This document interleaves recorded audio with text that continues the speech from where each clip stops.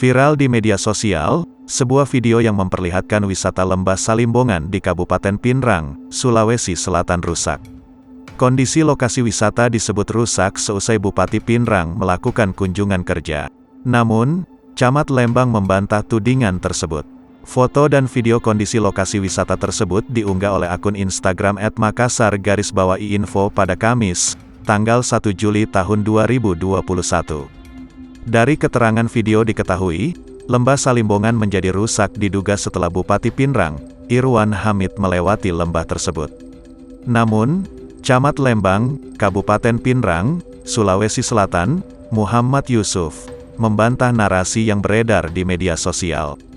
Menurutnya, Bupati Andi tak melakukan pengerusakan sama sekali. Yusuf mengatakan, wisata Salimbongan rusak akibat kendaraan dinasnya melewati lembah tersebut saat membawa logistik.